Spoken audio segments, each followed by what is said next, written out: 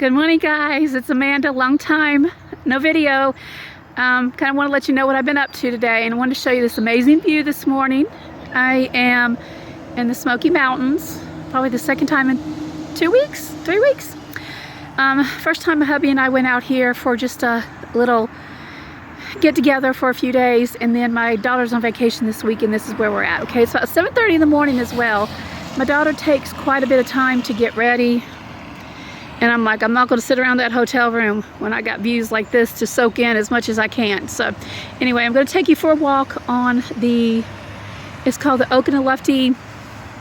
Oh, by the way, I'm in Cherokee, North Carolina. The gateway to the Smoky Mountains, a part of it. And but anyway, I'm going to take you on a tour of the farmstead here. An old pioneer farmstead, not pioneer, just back the way people used to live before, what's the word for it I'm looking for, before they actually made this the Smoky Mountains. There's so much history here, so much history. This is actually one of my favorite places to come. So anyway, I'm going to get out here. There's not a lot of people out here now. It's going to get really full, but I'm going to go ahead and show you just some sights and sounds of this beautiful day, and appreciate you for taking the time to come along. So here's the actual little farmstead, homestead right here. It's a replica of what was in the mountains. It's right through here. And this right back here leads you to the Blue Ridge Mountains on the North Carolina Cherokee side. Here's where we're at, y'all.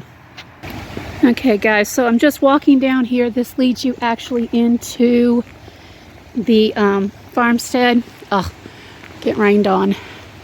These leaves are like, we had a good storm last night.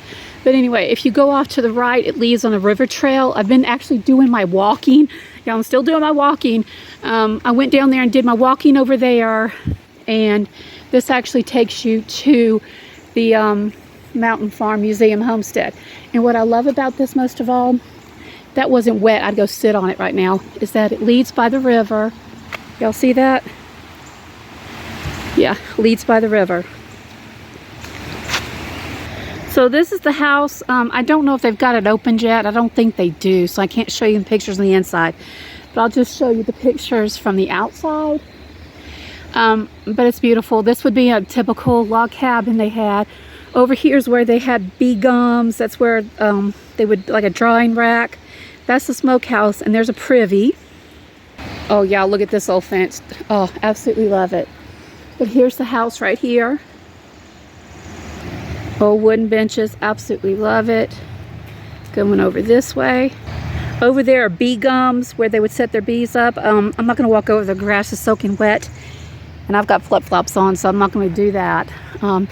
Places to stack the firewood. Over here. Here it tells you the history of how they used to keep their meat and smoke it. This is actually one of their smokehouses.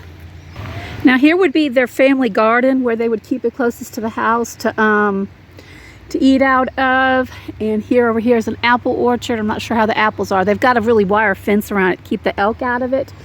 Love these gourds up here. There are birds in here. I've got my gourds at the house that I've got to work on getting mine up. And of course the privy, yeah, the outhouse. And over here I'm hearing something in there right now. Let me go show you. I'm not sure if you can tell, they haven't officially unlocked them.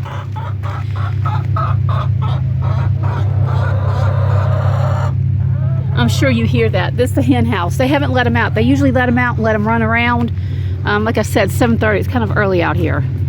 This here would be what they call the apple house, where they would store long-term fruits and vegetables. Apples, of course, being one of them. Let me show you this right here. That over here would be a sorghum molasses mill. How they would, you know, grow the sugar cane and get the molasses and stuff out of it. Go on down here to the corn crib. Here's some really interesting information. Pause it if you want to look at it. Really interesting, y'all. Okay, guys, this is where they store their corn. It's called a corn crib. I'm going to see if I could take you in there and let you look. Yeah, just kind of an example. Thing is, my husband's family actually has one of these up on the mountain where they used to live, where my mother-in-law grew up without electricity and stuff. But it was like half the size of this. But y'all, the amount of corn that they could grow to put in this, and they had to do it on the side of a mountain, is like really amazing. Here's some more stuff to look at. Here's some information about the sorghum. Very cool. Another little peek over here. This here was an old-time corn grain. You could get the kernels off it. You drop the dry corn into here, crank this shaft like this, and it would come out and you would get the corn instead of doing it by your hand. Now over here is a barn. Now most of these buildings that you see here that I'm showing you right now, some of them were actual buildings that came from all over Cataloochee Valley, North Carolina, Cades Cove, Tennessee, places like that, and they bought them here to preserve them and to show the history of them. I'm not sure about this one. It is very old looking. My guess is somebody had a barn like this. They were quite prosperous if you just see the amount of wood that's in here. And usually they have horses out here. Let me show you this. Here is actually, they have several actually. There's a buggy back here. I don't know if you could tell, there's a buggy back there. They would ride with the horses, you know, before stuff. And of course these wagons right here. Looks like they've kind of done some redoing on them, upgrade. More machines. I find these really interesting right here. If you look at them, they're sleds. They were used to haul rock out of the mountains. And you see they don't have wheels. That'd be kind of pointless up there. They would just kind of attach it. My husband actually said they had one of these in West Virginia mountains. And they would attach their mule to it, and their horse, I forgot what their horse's name was, to pull the rock out of the mountain to use for whatever they needed it for. Kind of just show you the barn, what it looks like. Lots of stuff. Ooh, y'all, corn fodder. Yay! Stuff for decoration for fall. Yeah. And then if you go through here, places where they would put their animals and stuff like that. Sorry guys, it's kind of dark in here now, isn't it? I'm just going to take you through it and show you the different stuff.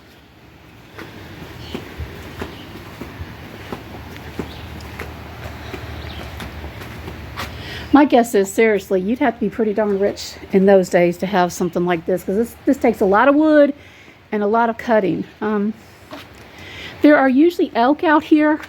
When you come out here, this is like known for elk, but they, from what I've been told, they are up in the mountains calving right now, which is why they're not out here. I've been seeing a few in town, in Cherokee where I'm staying, in the evening. Just not nearly as many as I'm used to seeing. But then again, I'm not usually up here at this time of year. I'm usually here in August and October. Let's go look at the pig pen. Okay, so here guys is the pig pen. Usually the chickens are hanging out here when I come out here. They've had them for the last few years. I don't know if they're going to have any this year or not. What I do know is that it looks kind of rough in here, but I'm not sure if they'll have some or not. But here's some information that was very valuable to know. Pause it if you guys want to read it.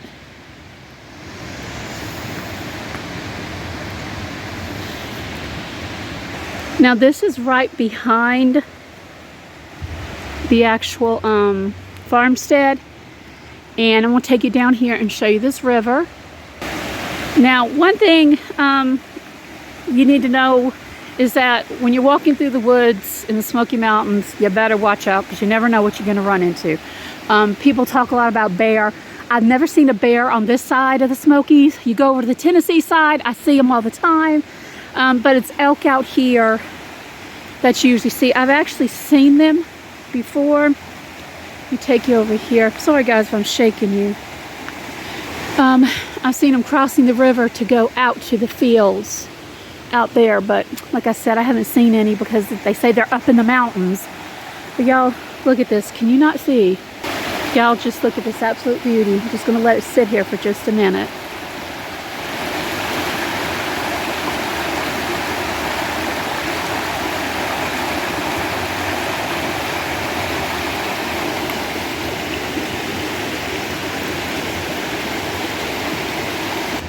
Y'all, look what I just found.